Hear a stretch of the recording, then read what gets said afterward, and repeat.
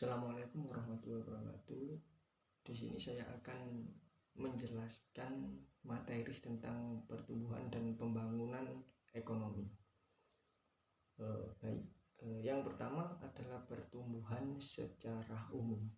Pertumbuhan secara umum adalah bertambahnya ukuran atau jumlah, sedangkan pembangunan secara umum adalah proses perubahan yang mencakup seluruh sistem atau aspek seperti ekonomi, sosial, politik, dan sebagainya. Sedangkan pertumbuhan secara ekonomi artinya prestasi dari perkembangan suatu perekonomian, perkembangan fisikal, produksi barang dan jasa yang berlaku di suatu negara pada umumnya diukur dengan perhitungan pendapatan nasional. Sedangkan pembangunan prestasi dari perkembangan suatu perekonomian, pertumbuhan ekonomi yang diikuti dengan perubahan struktur dan corak kegiatan ekonomi yang diiringi dengan peningkatan pendapatan per kapita. Tujuannya atau konsep kedua tersebut adalah tolak ukur keberhasilan kinerja ekonomi sebuah negara. Adapun perhitungan pendapatan per kapita dapat menggunakan dua cara, yaitu membandingkan PDB dengan jumlah penduduk atau membandingkan BNP dengan jumlah penduduk. Dengan catatan, yang pertama adalah data pendapatan per kapita sebaiknya dihitung dengan menggunakan harga konstan atau tetap. Yang kedua adalah setiap tahun PDB terus meningkat dikarenakan pertambahan produksi fisikal dan kenaikan harga barang dan jasa. Yang selanjutnya adalah perhitungan dengan harga berlaku tidak dapat menggambarkan kemakmuran dikarenakan efek kenaikan harga. Dan suatu masyarakat dipandang mengalami pertambahan kemakmuran apabila pendapatan per kapita real terus meningkat.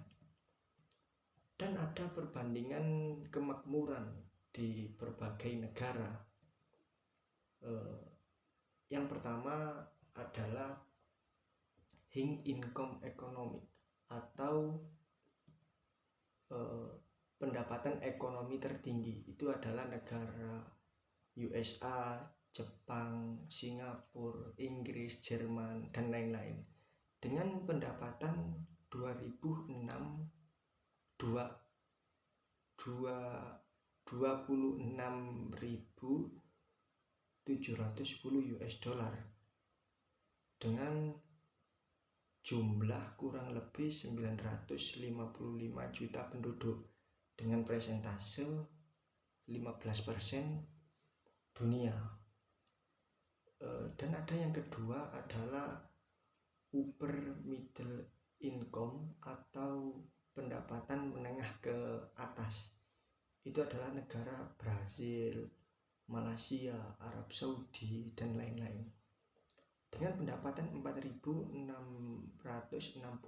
US dollar dengan jumlah penduduk 503,7 juta dengan persentase 8,2% dunia. Dan yang ketiga itu adalah negara Indonesia masuk yang ketiga ini, lower middle income atau pendapatan menengah ke bawah. Itu adalah negara seperti Indonesia ini, Thailand, Filipina dengan pendapatan 1.240 US dollar dan kurang lebih 2.164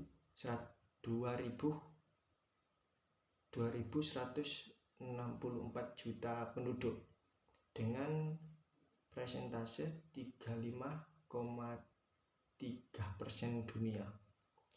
Dan yang terakhir ada low income economies atau bisa disebut pendapatan terendah. Itu adalah negara Nigeria, Bangladesh, India, dan lain-lain. Dengan pendapatan 430 US dollar dengan jumlah penduduk kurang lebih 2.510 juta penduduk, dengan persentase 40,9% dunia. Itu perbandingan kemakmuran di berbagai negara, dari yang tertinggi pendapatan sampai terendah pendapatannya.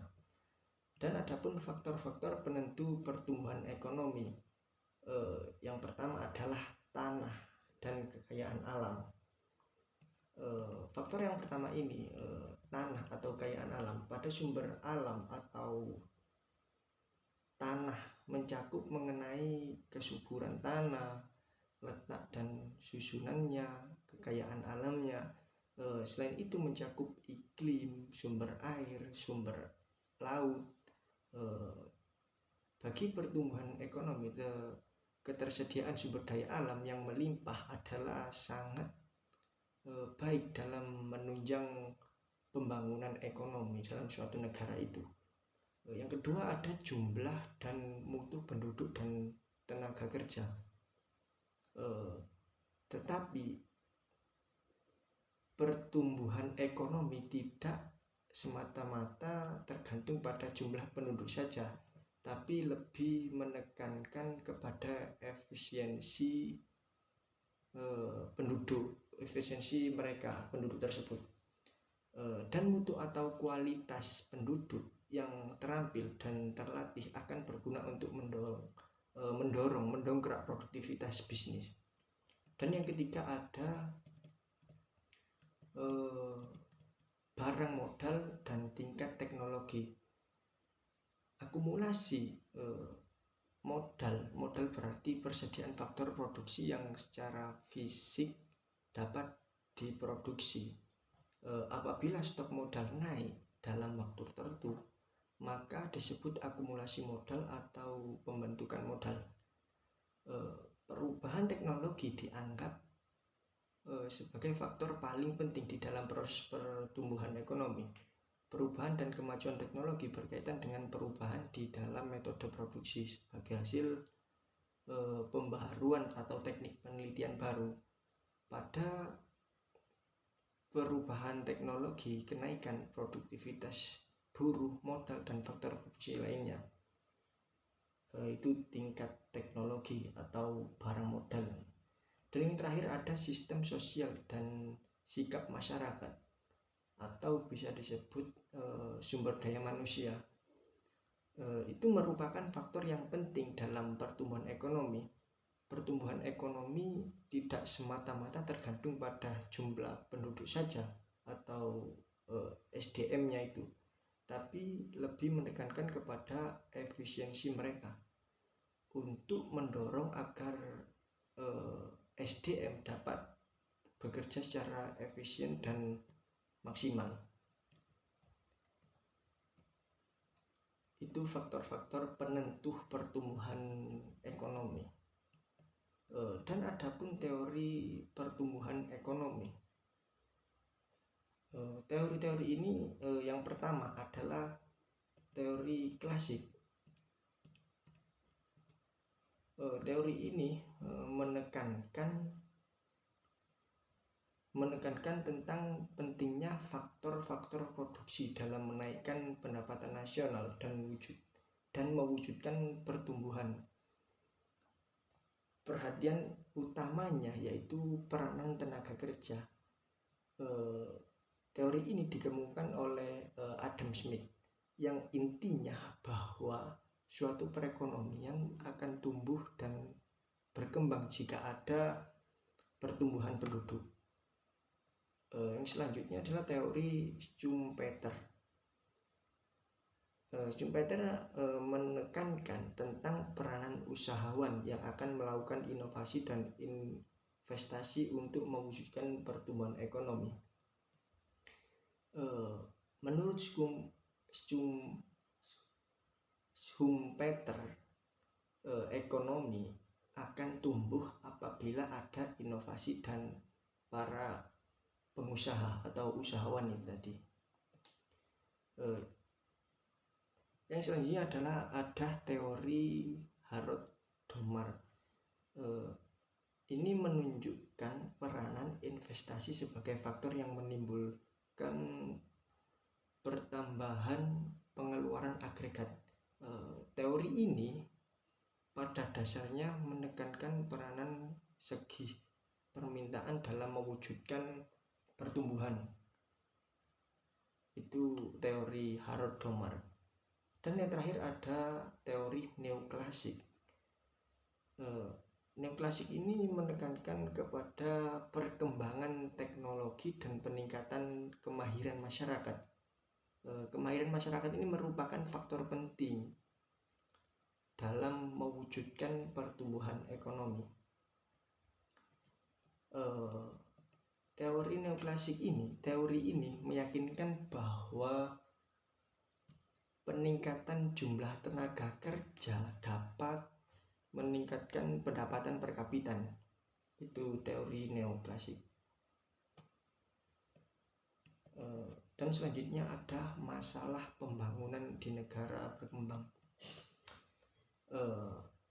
Masalah pembangunan di negara berkembang ini seperti masalah institusi sosial, kebudayaan, dan politik. Karena yang pertama, politik tidak stabil. Yang kedua, cara berpikir masih tradisional. Ketiga, institusi keuangan dalam pendidikan, administrasi pemerintahan yang belum efisien. Dan ada juga perkembangan penduduk pesat. Tingkat jumlah penduduk menjadi masalah dalam suatu negara, khususnya terkait perwujudan kesempatan kerja bagi setiap orang nantinya. Dan ada masalah pembangunan di negara berkembang, salah satunya adalah pertanian tradisional. Karena kurangnya modal atau pengetahuan infrastruktur pertanian atau aplikasi teknologi modern dan lain-lain. Dan ada karena kekurangan dana modal dan modal fisikal. Karena kurangnya dana modal, tabungan masyarakat tidak dapat membiayai proyek dan yang akan dikembangkan karena kurangnya modal. Dan yang terakhir ada masalah pembangunan di negara berkembang ini adalah peranan tenaga terampil dan berpendidikan. Selain model itu tadi, golongan tenaga ahli juga dibutuhkan untuk memodernkan perekonomian. Tenaga ahli dapat dicetak melalui seperti tadi pendidikan gitu. Dan ada kebijakan yang selanjutnya ini ada kebijakan mempercepat pembangunan. Yang pertama ada diversifikasi kegiatan ekonomi, ada mengembangkan infrastruktur. Yang selanjutnya ada peningkatan tabungan dan investasi, ada peningkatan taraf pendidikan masyarakat, dan mengembangkan institusi yang mendorong pembangunan, dan merumuskan dan melaksanakan atau perencanaan ekonomi. Itu kebijakan yang mempercepat pembangunan.